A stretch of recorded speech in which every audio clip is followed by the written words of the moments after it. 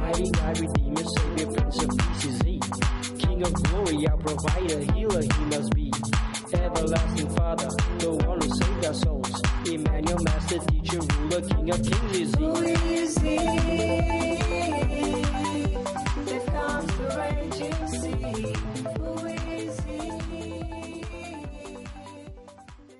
Groete in Jesus oorwinnende naam en ons as gelowiges in Suid-Afrika en met die gelowiges wêreldwyd, Christene wêreldwyd, het nou onlangs oor hierdie Paasweek en die naweek die herdenking van die moeitevolle lyde, die smarte, bloedstorting, die pyn, vrees, angs, benoudheid van die kruisdood herdenk. Die prys wat betaal was vir ek en u, vir ons verlossing, soos die Engelse woord sê, our redemption. Daar die woord praat van die koop van die mens siel, die koop van die mens liggaam, die koop van die mens gees. Omdat, volgens Jesaja, word 'n verduideliking aan ons oorgedra met betrekking tot die toestand van die mens. En die opsomming daarvan is, dat ons het onsself op die slaweblok van sonde verkoop.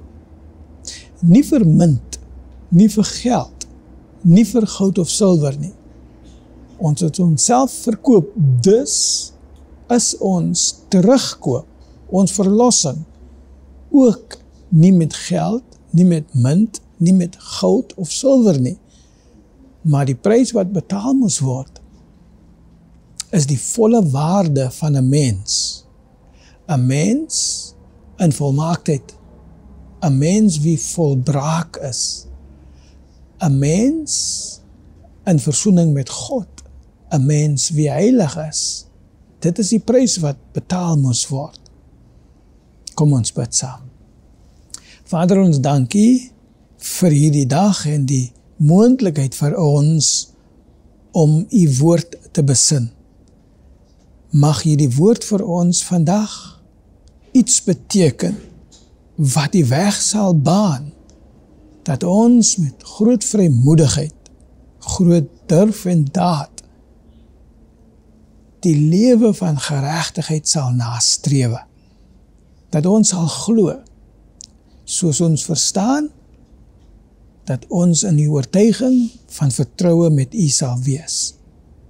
En dat ons geloof sal lei tot 'n volmaakte saligheid, 'n volmaakte redding, want u is by vermoë om tot die uiterste te red. Seën ons nou in die gehoor van u woord, wat ons sal besin, my God, en dat u verheerlik sal wees, deur die uitkoms van ons lewens, in woord, in gedagte, in geheue, en in ons gedrag. Ek bid vir hierdie genade, deur die krag van die Heilige Gees, in Jesus naam. Amen. Nou volk van die Here, ek wil graag vir ons 'n skrifgedeelte lees wat opgesom is in die boek van Johannes 20. En dit is vanaf vers 11 tot en met vers 17.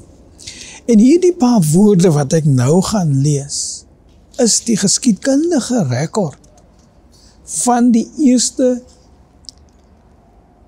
intervensie op die menskant om uit te vind wat het met Jesus gebeur nadat hy gedood het.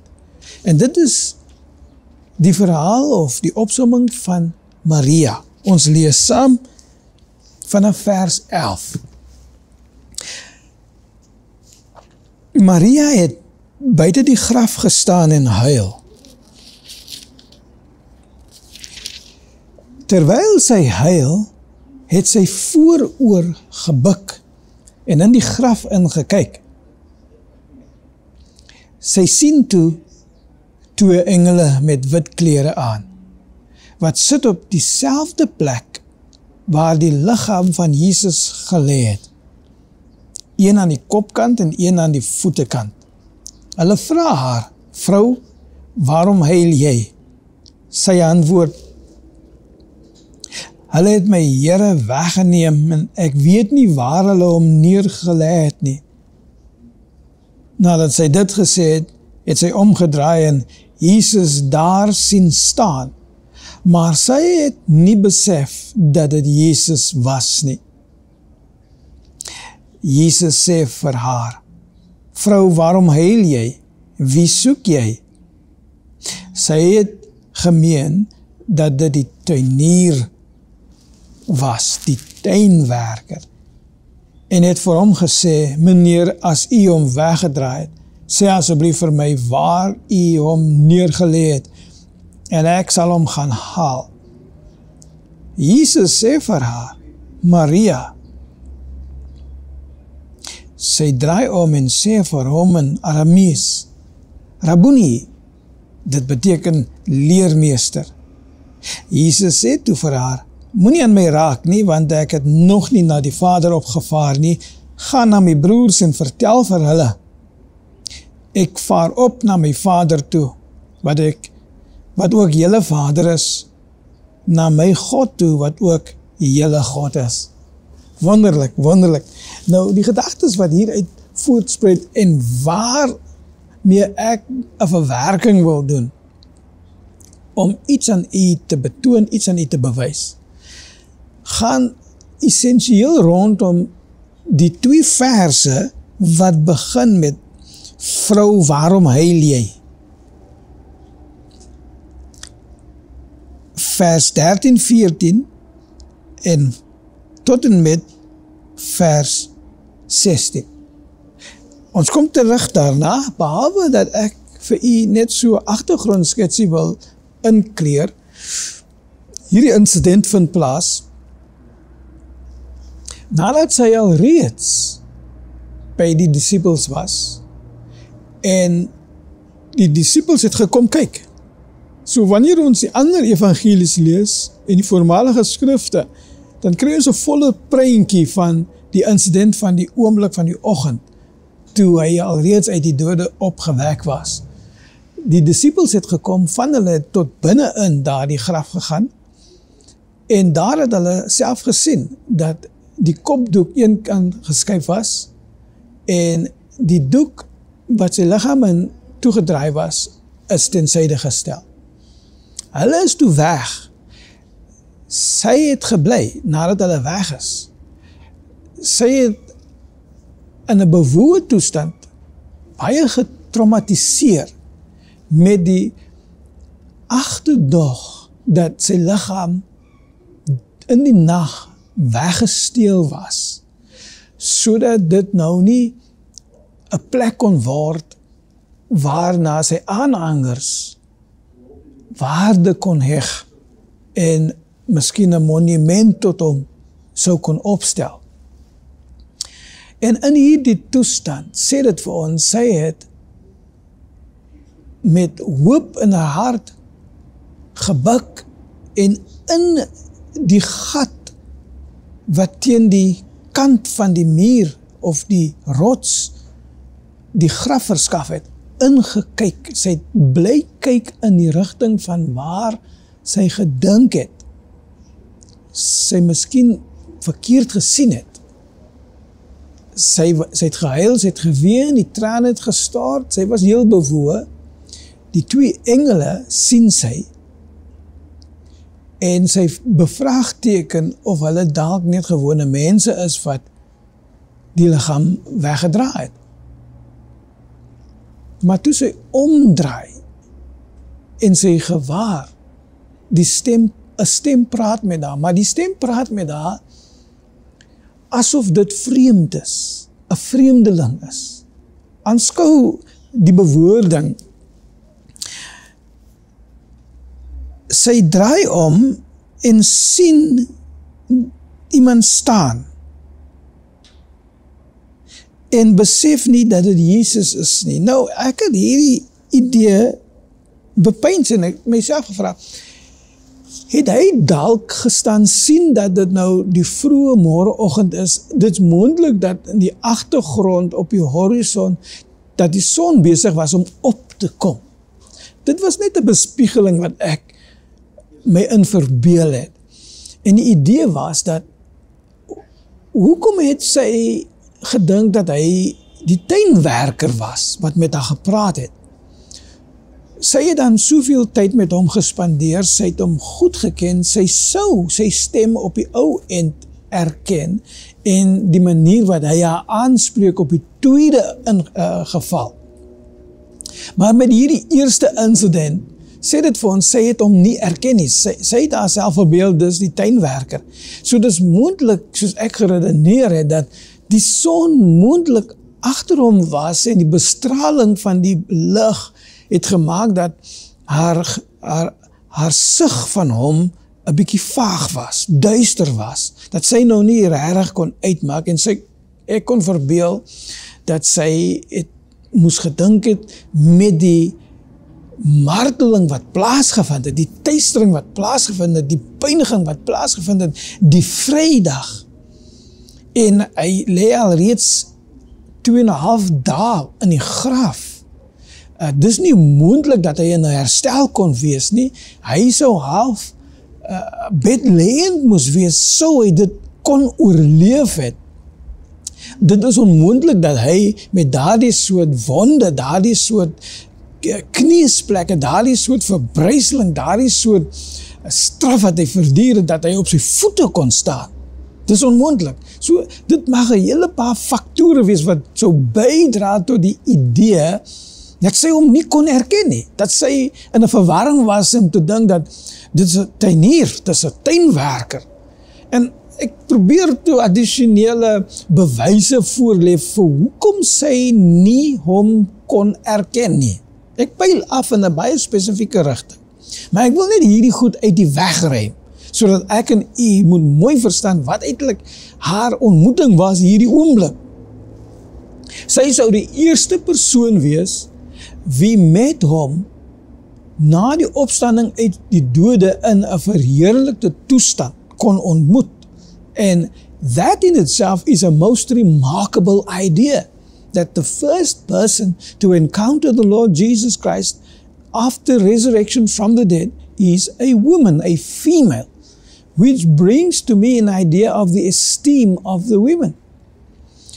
But I want to set that aside. I don't want to make this about gender. It has to do with the idea that she couldn't recognize him. Sy kon hom nie erken nie. En ek wil sê, nee, dit was moontlik nie die idee van die sonsopkoms nie. Moontlik was ons alreeds op 'n tyd dat die son hoog genoeg was, dat dit nie 'n persoon wat sy skaduwee voor jou lê, sy sig van jou sou verduister nie. Dit gesê, die tweede ding wat my aandag aangetrek het, was die idee dat hy haar aangespreek het op 'n vreemde manier. Vrou. Hy sê vir haar, vrou, waarom huil jy en wie soek jy? Vir my is dit oënskynlik dat hy moes geweet het die enigste besigheid wat sy daar sou hê, want dit was eienaardig gewees om op 'n Sondagoggend, die eerste dag van die week, by die graf sou wees, by die begrafplaas sou wees, by die graf sou wees, waar hy homself begrawe was die Vrydag aand. Dit is besonders dat hy nie erkenning sou gee dat dit haar besigheid was nie, dat hy haar sou bevraagteken met hierdie woorde, wat soek jy, wie soek jy, waarom is jy hier, hoekom huil jy? Al hierdie vrae, sy antwoord is vanselfsprekend. die rede vir haar koms daar is selfverklarend. Sy is daar vir hom. Sy is daar as gevolg van sy graf. Sy is daar as gevolg van 'n diens wat sy wou lewer. Sy is daar vir sy nalatenis. Sy was daar vir haar besorgdheid. En hy behandel die situasie asof hy niks weet nie. Maar natuurlik is hy in sy verheerlikte toestand, so hy het geen beperking met betrekking tot wat hy weet en verstaan nie. En ek dink die hele situasie is ten volle onder sy en in sy beheer, en die doel daarvoor is om ek en u, om ons verbeeldings aan te gryp, sodat ons iets mag besin, sodat ons tot 'n slotsom kan kom om iets te verstaan, om iets met oortuiging te glo, en wat dit is, sal ons binnekort besef. Maar ek wil graag net weer daar die paasskrif lees, wat sê, vrou, waarom huil jy, wie soek jy? En sy, wie nou meen dat hy haar so hanteer en aanspreek asof hulle vreemdelinge vir mekaar is, en sy besef dan dat dit is onmoontlik dat het hy kon wees, want hy sou nie so met haar praat nie, en hy kon natuurlik nie op sy voete kan wees op hierdie oggend nadat wat met hom gebeur het, Vrydag en Saterdag geskied het nie. Dink sy nog steeds, dit is nie hy nie, en wil hom amper aankla, die persoon aankla as iemand wie die liggaam gesteel het en weggedraai het. Maar sy intervensie is om haar aan te spreek volgens haar naam en op die manier wat hulle natuurlik aangekweek het as persone wie mekaar ken op 'n vriendskapvlak en op 'n vlak van disipel en leermeester. En uit daardie woorde, daardie bewoording en die geklank van die stem, skielik is sy in 'n openbaring. Skielik is sy ingesluit om te kon besef dat dit wel hy is. En sy kon toe uitroep volgens die troetel aanspreek wat hulle al reeds mee bekend was in die voormalige lewe wat hulle gedeel het. Rabuni, my leermeester. En sy vermaning was eenvoudig, omdat hy in 'n verheerlikte toestand is, hy wou eers aanmelding doen met die Vader, en dan daarna homself toonbeeld aan wie ook al ingesluit sal word vir die openbaring van die verheerliking van homself. En hy sê, toe moenie aan my raak nie, want ek was nog nie tot die Vader toe nie, ek moet nog opvaar, maar gaan jy voort en vertel vir hulle wat ek is, gaan sê vir hulle wat ek nou vir jou sê, dat ek opvaar na ons Vader toe, my Vader en julle Vader en my God en julle God. En haar ingaan was met hierdie woorde dan tussen die disciples, ek het die Here gesien. Nou, nadat ek hierdie dinge so mooi besin het en ek wou verstaan hoekom sy hom nie kon erken nie en hoekom dit 'n proses was vir haar om nou te sien dat dit wel hy is, en waarom? Omdat hy nou in hierdie verheerlikte toestand, met ander woorde, daar is nou 'n samensmelting van iets wat tensyde gestel was voorheen.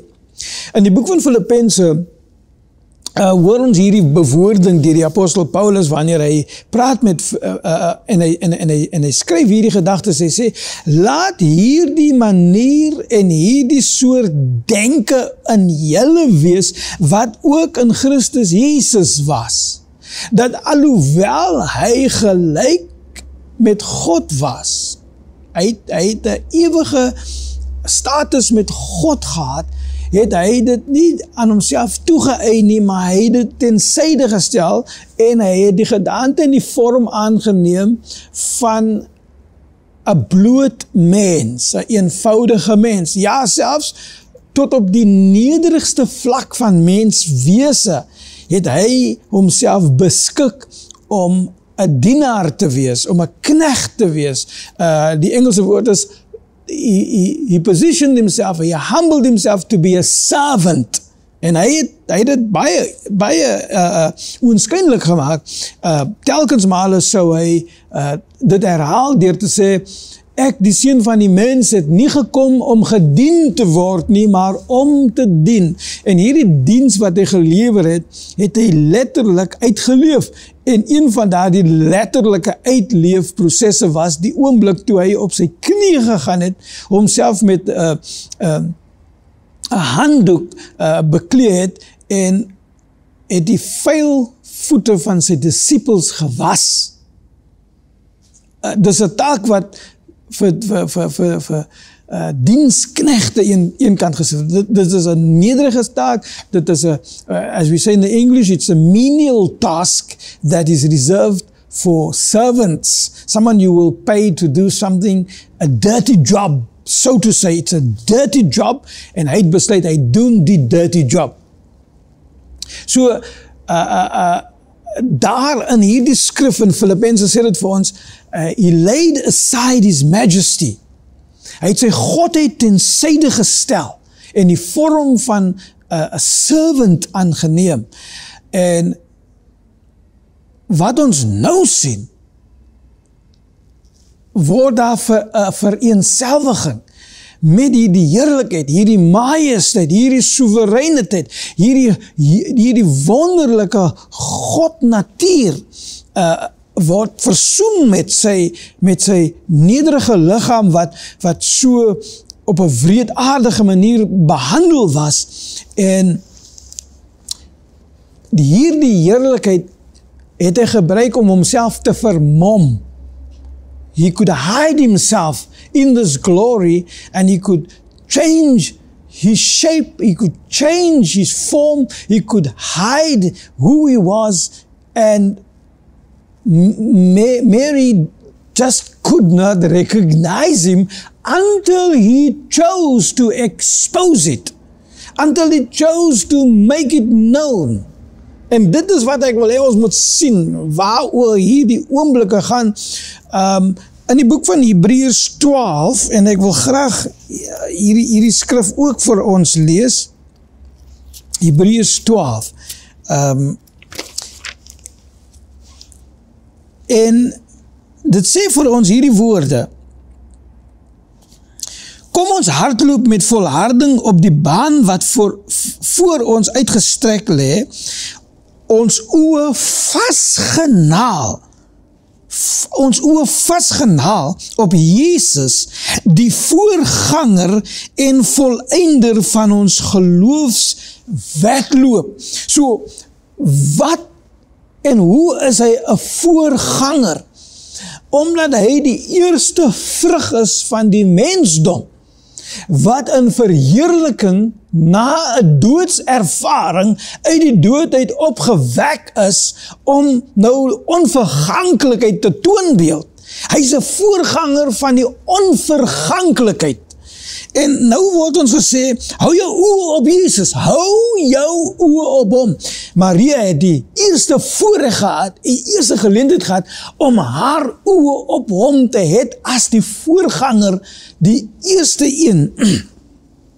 En die volëinder van hierdie geloofswedstryd, hierdie geloofswedloop, want hy het terwille van die blydskap wat daar voor hom gewag het, die kruis verduur. Ja, hy het homself deur die skande van die kruisdood nie laat afskrik nie, en nou sit hy op die ereplek langs God op die troon. Nou jy moet nou mooi en versigtig en noukeurig aandag skenk. Die motief vir Jesus om hierdie smarte, moeitevolle lyde die wonde, die verbryseling, die kastaaiing, die straf, die sweephoue, die bloei uit wonde en plekke uit sy liggaam, selfs met die spies in sy sy, totdat daar nie 'n druppel bloed in sy liggaam nagelaat was nie. Die motief daarvoor is tweevoudig. Bo en behalwe dat dit sy gehoorsaamheid tot die hemelse Vader was. Bo en behalwe dit, is daar twee motiewe wat nou voorgehou word. En hierdie motiewe is ook die motivering en die krag wat 'n gelowige moet dryf. Hierdie twee motiewe is die blydskap wat aan hom voorgehou was. Kom die bewoording in die Engels sê vir ons, byvoorbeeld, for the joy that was set before him, he endured the cross. Nou ons het ook 'n kruis wat ons daaglik moet opneem.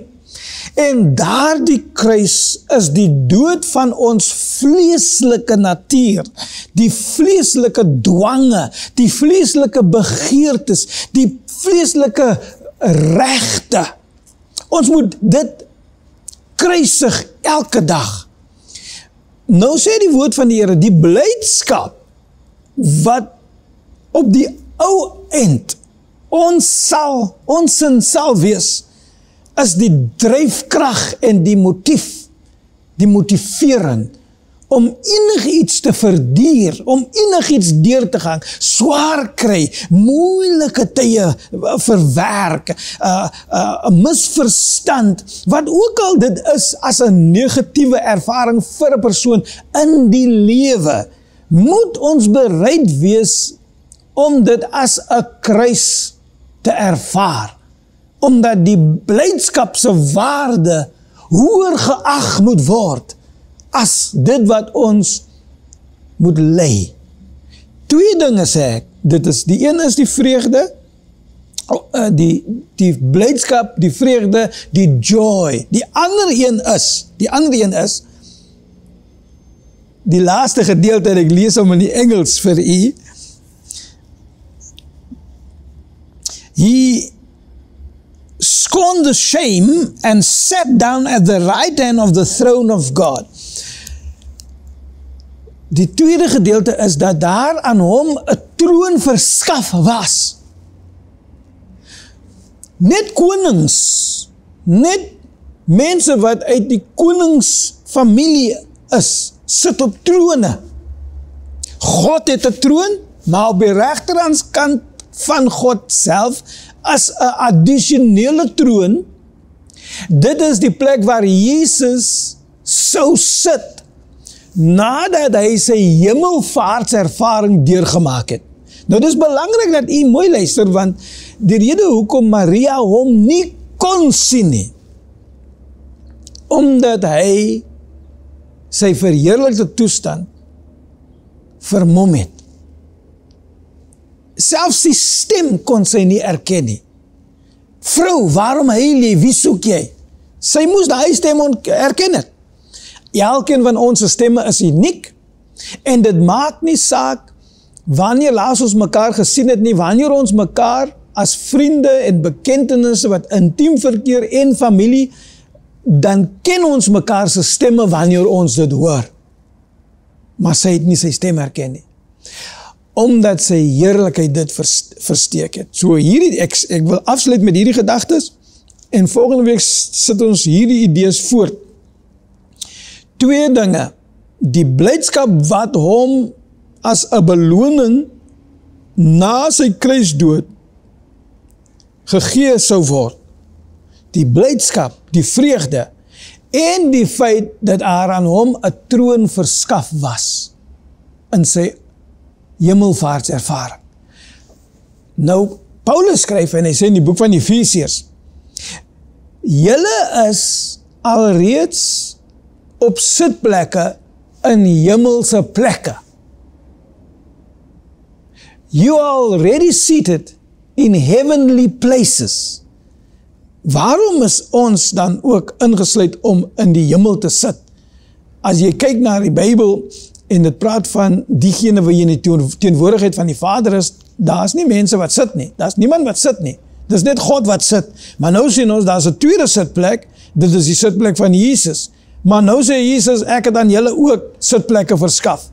So twee dinge word ons motivering, die vreugde en die blydskap, en die feit dat daar 'n troon vir ons wag. Ons sluit af in gebed. Vader in die hemel, gee vir ons, my God, die uithou vermoë en die krag en die mag deur die Heilige Gees, om alles en enigiets te verduur, terwille van dit wat U beloof het, net soos Jesus, wie die kruis verduur het, en die skaamte van vernedering verduur het, omdat hy groter waarde geag het vir die blydskap en die troon wat U hom beloof het. En hy het ons ingesluit om deelname te hê in beide sy blydskap en sy trone wat hy vir ons verskaf om met hom in hemelse plekke te kan sit. Dankie daarvoor, Here, en ons verbind onsself om ook ons kruis te verduur en om alles deur te gaan in lyding, net sodat ons deelname kan hê in hierdie wonderlike krag van sy opstanding. Ons bid hierdie genade in Jesus naam. Amen.